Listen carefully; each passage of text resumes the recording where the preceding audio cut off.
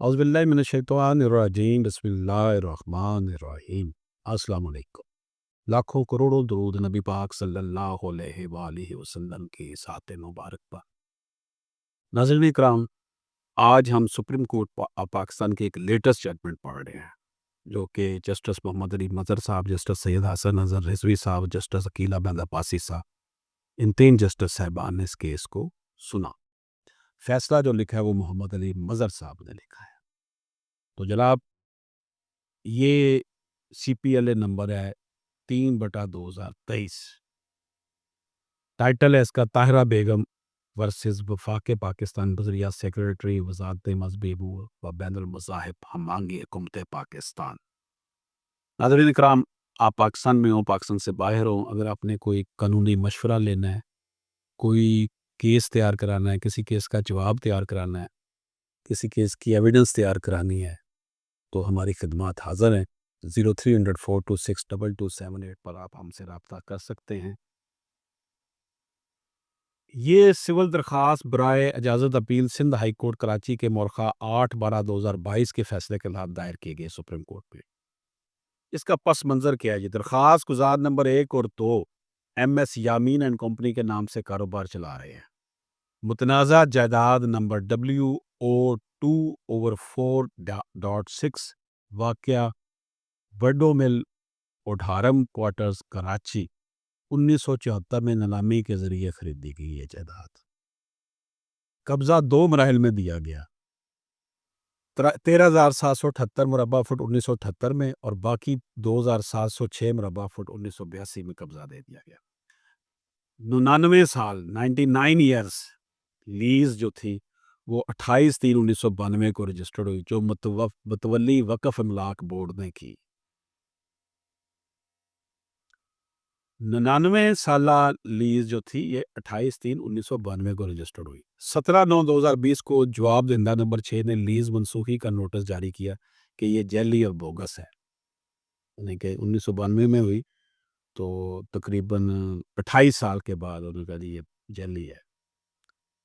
درخواست داروں نے وضاحت دی مگر بے دخلی کی دھمکیاں ملنے لگیں، لہذا انہوں نے ہائی کورٹ میں آئینی درخواست دائر کی مگر وہ خارج ہو گئی۔ درخواست گزار کے دلائل کیا تھے؟ ہائی کورٹ نے یہ نہیں دیکھا کہ اصل منسوخی آرڈر 14/9/2020 کا انہیں کبھی اجرا ہی نہیں ہوا تھا، بلکہ بعد میں عدالت میں فائل ہوا۔ لیز کی منسوخی بغیر موقع سماعت اور قانونی کارروائی کی گئی۔ وہ کئی برسوں سے لیز چارجز ادا کر رہے تھے، اس لیے جعلی قرار دینا غیر قانونی تھا۔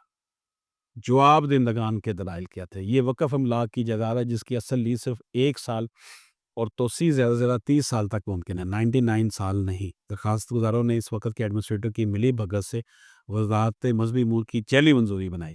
وزارت نے واضح طور پر 99 سالہ لیز کی تردید کی۔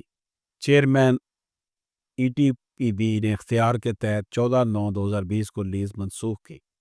ہائی کورٹ نے درخواست داروں کو محض اس بنیاد پر فارغ کیا کہ انہوں نے براہ راست نوٹس کو چیلنج کیا مگر اصل منسوخی آرڈر کو نہیں۔ ریکارڈ سے ثابت ہوا کہ آرڈر ان کے علم میں نہیں لایا گیا تھا بلکہ پہلی بار ہائی کورٹ میں فائل ہوا۔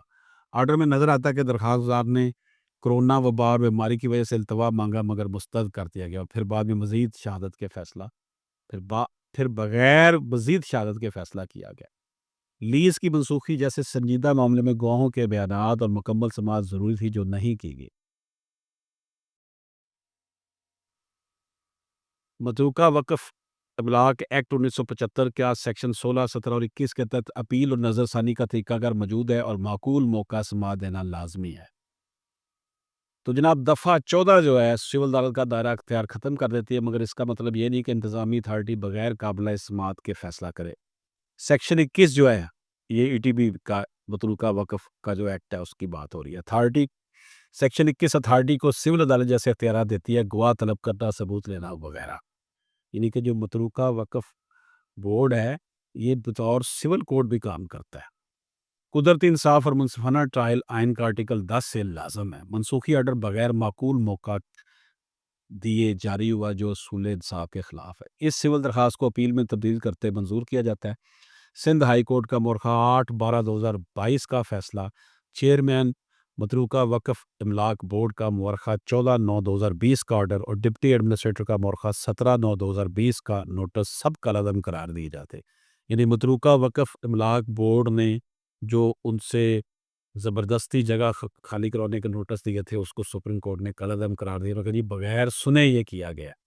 معاملہ واپس چیئرمین متروکہ وقف املاک بورڈ کو بھیجا جاتا تاکہ وہ 3 ماہ میں فریقین کو مکمل سماعت کا موقع دے کر دوبارہ فیصلہ کرے۔ تو اس ججمنٹ کا کیا کرکس نکلتا ہے جی، تھیم کیا ہے، خلاصہ کیا ہے؟ یہ اپیل آئین کے آرٹیکل 185(2)(d) کے تحت دائر کی گئی، جس پہ صرف قانونی نوعیت کے سوالات ہی زیر غور آ سکتے ہیں۔ سپریم کورٹ نے واضح کیا کہ اپیل کنندہ کے دلائل محض حقائق کی دوبارہ جانچ پڑتال کے مترادف ہے، جبکہ اس فورم پر صرف قانونی سوالات قابل استعمال ہوتے ہیں۔ عدالت نے کہا کہ ہائی کورٹ اور زیریں عدالتوں نے شواہد اور قانونی اصولوں کو درست انداز میں پرکھا اور ان کے فیصلوں میں کوئی ایسی قانونی خامی نہیں جو مداخلت کی متقاضی ہو۔ چونکہ اپیل کنندہ کسی اہم قانونی سوال یا اصول کی خلاف ورزی ثابت نہیں کر سکا، اس لیے سپریم کورٹ نے اپیل مسترد کر دی۔ سپریم کورٹ نے یہ قرار دیا کہ جب صرف شواہد اور حقائق پر اعتراض ہو اور کوئی قانونی سوال نہ اٹھایا جائے تو آرٹیکل 185(2)(d) کے تحت اپیل قابل سماعت نہیں، لہذا اپیل خارج کر دی گئی۔ اجازت دیجیے، اللہ حافظ۔